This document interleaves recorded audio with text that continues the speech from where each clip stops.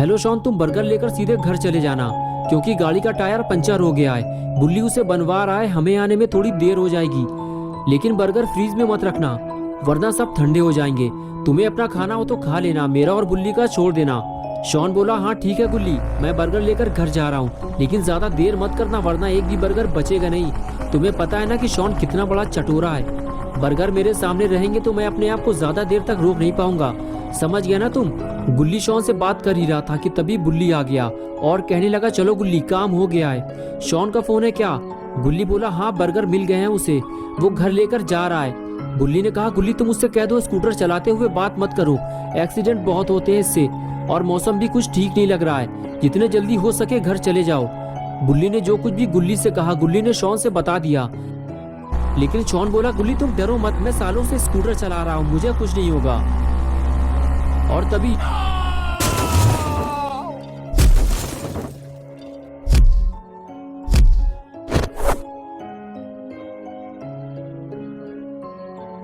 Hello hello, ये क्या हुआ? शॉन का फोन अचानक से स्विच ऑफ हो गया, बैटरी चली गई होगी उसकी। चलो गुल्ली शॉन के आने से पहले हमें घर पहुंचना होगा वरना हमारे बर्गर खतरे में पड़ जाएंगे। और फिर गुल्ली और बुल्ली दोनों अपनी गाड़ी की तरफ जाने लगे। गुल्ली बोला मुझे लगता है बुल्ली कहीं शॉन ने अपना फोन तो नहीं गिरा दिया। बुल्ली ने कहा हाँ हो सकता है गुल्ली, गाड़ी चलाते हुए बात करोगे तो ये तो होगा ही, मैंने मना तो किया था उससे।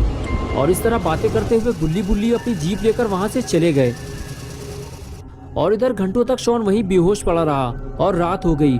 और कुछ देर बाद जब बारिश की ठंडी बूंदें शॉन पर गिरी तब शॉन को होश आया और उसने चारों तरफ देखना शुरू किया कि वो तेज बारिश में कहाँ फंस गया है।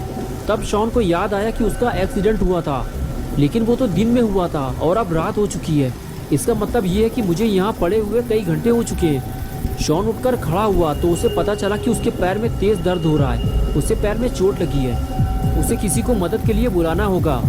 लेकिन यहाँ आसपास तो कोई नहीं है। अगर शॉन को गुल्ली और बुल्ली की मदद चाहिए तो उसे अपना फोन ढूंढना होगा। और शॉन अपना फोन ढूंढने निकल पड़ा।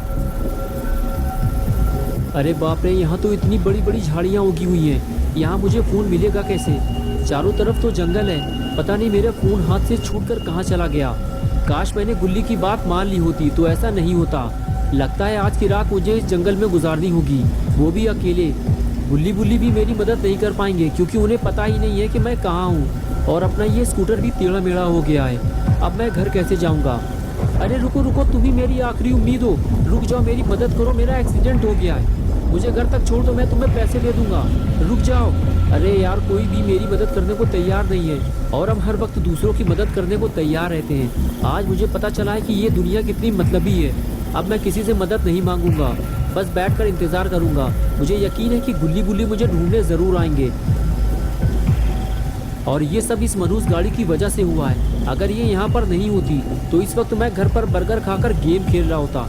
लेकिन अब कर भी क्या सकते हैं, जो होना था वो तो अब हो चुका और अब मैं और ज्यादा देर तक खड़ा नहीं रह सकता। मैं तो ऐसे डर रहा हूँ जैसे मेरे आसपास कोई डरावनी चीज मौजूद हो। अरे ये क्या है? ये तो किसी इंसान का सड़ा हुआ हाथ है, कोई गाड़ी के नीचे दबकर मर चुका है। ये जगह कुछ ठीक नहीं लग रही, मुझे यहाँ से निकल लेना चाहिए। लगता है यहाँ पर इससे पहले भी भयानक एक्सीडेंट हो चुके हैं। अच्छा हुआ मेरी जान बच गई। अब मैं गाड़ी चलाते हुए कभी फ़ोन पर बात नहीं करूँगा। लेकिन अब बारिश की वजह से मुझे ठंड लगने लगी है और अब मैं और नहीं चल सकता। मेरा दर्द भी बढ़ता जा रहा है, मुझे आराम की ज़रूरत है। लेकिन इस बारिश की वजह से मैं कहीं सुकून से बैठ भी नहीं सकता। मुझे सर छुपाने के लिए कोई जगह चाहिए, वो भी जल्दी, वरना पता नहीं मेरे साथ क्या होगा। वो सामने क्या है? इतना बड़ा घर, लगता है कोई हवेली है। अगर यहाँ कोई रहता होगा तो वो ज़रूर मेरी बात गुल्ली बुल्ली से करवा देगा। यहाँ खड़े रहकर टाइम खराब करने का कोई फ़ायदा नहीं है, मुझे नीचे जाकर देखना होगा। अगर यहाँ भी किसी ने मेरी मदद नहीं की तो शायद आज की रात मेरी आखिरी रात होगी। और जब गुल्ली बुल्ली मुझे ढूंढते हुए यहाँ तक आएंगे तो उन्हें सिर्फ मेरी लाश मिलेगी और कुछ नहीं। ये जगह कितनी अजीब लग रही है, लगता है यहाँ कोई रहता ही नहीं है। चारों तरफ बड़ी बड़ी झाड़ियाँ और कूड़ा कबाड़ फैला हुआ है। देखकर तो ऐसा ही लग रहा है कि ये जगह सालों से वीरान पड़ी हुई है। ये आवाज़ कैसी थी? अरे ये तो बिल्ली है, इसने मुझे डरा दिया। ए काली बिल्ली आओ, मेरे पास आओ। तुम्हें पता है ना कि शॉन जानवरों से कितना प्यार करता है। अरे तुम तो डर कर भाग गई, मैं तुम्हें कोई नुकसान नहीं पहुंचाऊंगा। इस वक्त मेरे पास कोई खाना नहीं है, वरना मैं तुम्हें दे देता। अरे मेरे बर्गर्स, मेरे बर्गर का बैग भी खो गया। मैं तो भूल ही गया था कि मेरे पास बर्गर भी थे, लेकिन वो जहाँ भी पड़े होंगे भीग कर खराब हो चुके होंगे। अब उन्हें ढूंढने का कोई फायदा नहीं है। चलो पहले जिस काम के लिए आया था उसे पूरा कर लूँ पहले।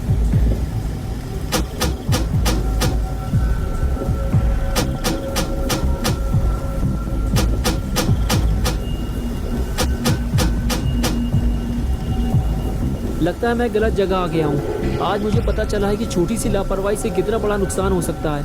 अब मैं रोने के अलावा कर भी क्या सकता हूँ। अरे ये क्या हुआ, गेट खुल गया।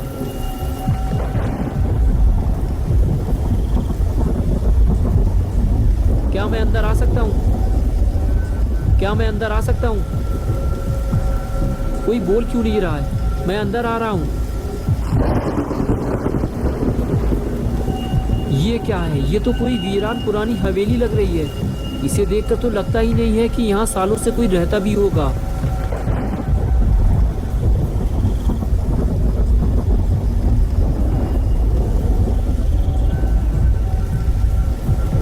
अगर यहाँ कोई रहता ही नहीं है तो फिर आखिर ये गेट किसने खोला? देखो, अगर यहाँ कोई रहता है तो मेरी बात सुनो। मेरा नाम शॉन है और मेरा एक्सीडेंट हो गया है। मुझे मदद चाहिए। मुझे डराओ मत, बारिश बंद होते ही मैं यहाँ से चला जाऊँगा। ठीक है, अगर तुम नहीं बोलना चाहते हो तो कोई बात नहीं। वैसे भी बस मैं थोड़ी देर बाद यहाँ से चला जाऊँगा। मुझे लगा था कि यहाँ कोई मेरी मदद करेगा, लेकिन कोई भी मेरी मदद करने को तैयार नहीं है। कितनी डरावनी जगह है ये। बस कोई भूत न मिल जाए मुझे, वरना मेरी हालत ख़राब हो जाएगी। इसलिए मैंने गेट खुला छोड़ दिया है। अगर कोई भूत मिल गया मुझे तो मैं फ़ौरन यहाँ से भाग जाऊँगा। लेकिन लगता है मैं कुछ ज़्यादा ही डर रहा हूँ। मुझे अपने डर पर काबू रखना होगा, क्योंकि मेरे पास इस हवेली में रुकने के अलावा और कोई रास्ता भी नहीं है। जो भी हो, लेकिन मुझे बारिश से बचने की जगह तो मिल गई। क्या बात है, लगता है किसी ने पहले से ही मेरे लिए बैठने और आग जलाने का पूरा इंतज़ाम कर रखा है। छोटा लाइटर तो मेरे पास पहले से ही है। चलो सबसे पहले मैं आग जला लेता हूँ। और ये लो, जल गई मेरी आग। बस अब गरम गरम चाय का इंतज़ाम भी हो जाए तो मज़ा आ जाता। लेकिन कोई बात नहीं, बारिश से बचने का इंतज़ाम तो हो गया।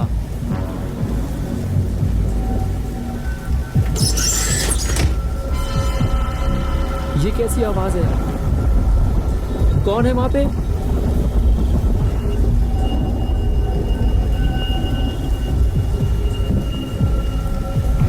तुम जो भी हो, मैं तुमसे डरने वाला नहीं हूँ, समझ गए तुम? शॉन ऊपर से दिखाना नहीं चाहता, लेकिन अंदर से वो बेहद डरा हुआ है। दोस्तों, क्या होगा अब शॉन का? इस हवेली में आने की शॉन क्या कीमत चुकाएगा? बुल्ली बुल्ली शॉन को यहाँ से ले जाएंगे या फिर शॉन यहीं मर जाएगा? ये सब हम देखेंगे पार्ट 2 में। तो दोस्तों, अगर आप पार्ट 2 देखना चाहते हैं तो इस वीडियो को लाइक करें और चैनल को सब्सक्राइब करें। बेल आइकॉन प्रेस करके ऑल नोटिफिकेशन ऑन करना ना भूलें।